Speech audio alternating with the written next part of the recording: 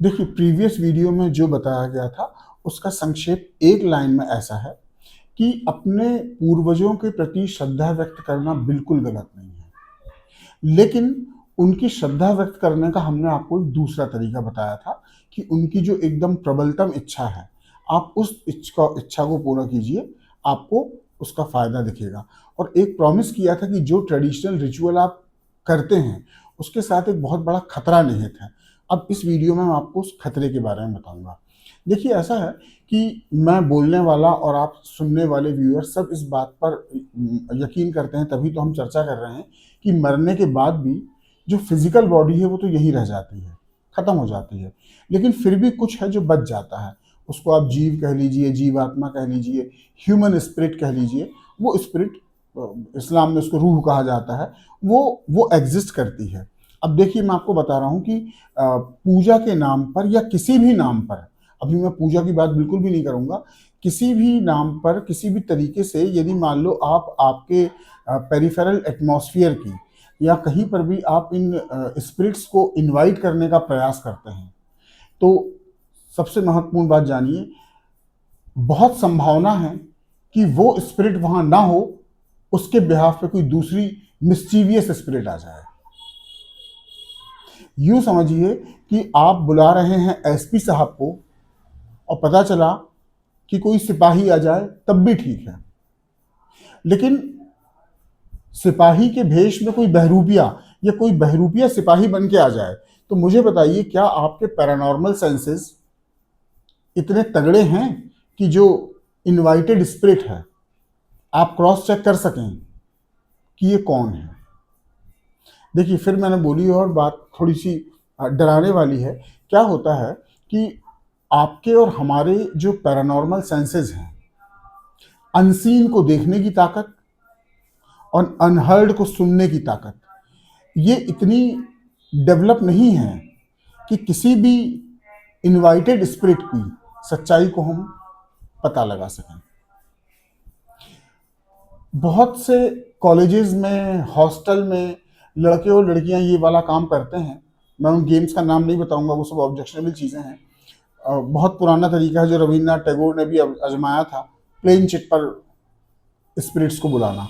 आगे और भी चीज़ें हैं, वो सब मैं आपको नहीं बताऊंगा। लेकिन ये एक यंग एज में या कुछ लोगों में ये एक शौक रहता है पैरानॉर्मल का। वो क्यों रहता है, कभी बाद में चर्चा करेंगे। लेकिन ये उनके भी अनुभव हैं कि वो जो उनके पास मैकेनिकल सेंसर्स रहते हैं, उसमें ये तो पता चल जाता है कि हाँ कोई आया है, लेकिन फिर वो यदि कोई डेंजरस स्पिरिट है तो फिर उसको वापस करना, फिर वो आपके हाथ में नहीं रहता। ये इस खेल का, एक मनोरंजन का, इस प्रक्रिया का एक अंतर्निहित जोखिम है। या यदि मान लिया जाए, आप अपने बुजुर्गों से ही पूछेंगे, किसी खाली कुएं, बावड़ी, सुनसान जगह, यहाँ जाकर यदि मान लिया जाए आप उनको इनवाइट करते हैं, तो आपको कुछ एहसास होने लगते हैं। तो स्पिरिट्स को इनवाइट करना ये इतना आसान काम नहीं रहता। ये इसमें हमेशा इस प्रक्रिया के, हर प्रक्रिया के अपने खतरे होते हैं। हर काम में ऐसा कोई काम नहीं है, आप डॉक्टरी कर रहे हैं तो उसके भी अपने जोखिम हैं। आप पढ़ रहे हैं, प्यार मोहब्बत जो भी कर रहे हैं, हर काम का एक बात समझिए, हर काम में एक अंतर्निहित खतरा होता है। और जब आप जिन स्पिरिट को बुलाना चाह रहे हैं, मान लिया जाए उनका रीबर्थ हो गया, या मान लिया जाए वो नहीं हो, और मान लिया जाए उनकी जगह कोई अनवांटेड स्पिरिट आ गई, तब आप क्या करेंगे? आपने तो बहुत दिल से पुकारा था और वो आ गए, तो आप क्या करेंगे?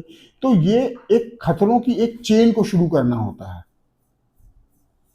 चूंकि मैं लंबे समय से पैरानॉर्मल एक्सपर्ट के तौर पर, या जो भी आपको नाम देना है, मैं अपनी सेवाएं दे रहा हूं, मैं थ्योरी भी जानता हूं और प्रैक्टिस भी जानता हूं। तो यदि आपको मदद के लिए भी, हम सब लोगों को बोलते हैं कि यदि आपको मदद भी मांगना है तो सिवाय परमेश्वर के, परमात्मा के, आप किसी से मदद मत मांगिए। यदि आप अपने किसी परिजन की फोटो के सामने भी आप रोने गिड़गिड़ाने लगेंगे, तो बहुत संभावना है, आप तो नहीं चाहेंगे, आपको तो नहीं पता लगेगा, लेकिन ऐसी कोई चीज आपके साथ हो सक जाएगी, हो लेगी, इसकी एक संभावना है। तो जिस ईश्वर के आगे ये स्पिरिट भी पनाह मांगती हैं, तो सीधे फिर आप वहीं क्यों नहीं प्रार्थना कर लेते? और यदि आपको अपने किसी परिजन की आत्मा को शांति दिलाना है, तो लड्डू पेड़ा खिलाने की तुलना में सीधे सीधे आप ईश्वर से प्रार्थना क्यों नहीं करते? और वो अशांत क्यों है? वो अशांत इसलिए नहीं है कि आपने उसको साबूदाने की खिचड़ी नहीं खिलाई, या आपने उसको उड़द की दाल का बड़ा नहीं खिलाया, या बड़ा ज़्यादा सिका हुआ था और कम सिका था, या खीर थोड़ी टेस्टी नहीं थी। वो इसलिए नहीं थी, वो इसलिए कि उसकी जो प्रबलतम इच्छा है वो अधूरी है, एक बात। और यदि उस पिक्चर में आप आ रहे हैं, मतलब आपके ऊपर यदि वो एक लायबिलिटी सरीकी है, मान लिया जाए आप पिताजी की संपत्ति का तो उपभोग कर रहे हैं, लेकिन जो पिताजी की लास्ट और बहुत प्रबलतम इच्छा है उसको आपने दरकिनार कर दिया, तो आप कितने भी लड्डू पेड़े बंटवाते रहिए, फिर वो मामला इतनी आसानी से सुलझता नहीं है। फिर वो मामला इन रिचुअल से सुलझता नहीं है। उसके डीप इमोशन यदि हर्ट हुए हैं, पर फिर भी मैं आपको बोल रहा हूँ, खास तौर पर यदि आप उनकी प्रॉपर्टी का उपभोग कर रहे हैं, आप उनके नाम का उपभोग कर रहे हैं, आप उनकी शोहरत का उपभोग कर रहे हैं, उनके कॉन्टेक्ट्स का उपभोग कर रहे हैं, और वास्तव में आपका जायज हक है, आप किसी की संतान है, तो इसमें कुछ भी गलत नहीं है। लेकिन उसका सिक्के का दूसरा पहलू भी है। इस उसकी ब्लेसिंग्स के साथ, उसने आपको जो गिफ्ट्स दी हैं, उसके साथ कोई ना कोई लायबिलिटी भी उसने आपको दी हुई है, बोल के दी हो या आप उनसे पूछ लीजिए।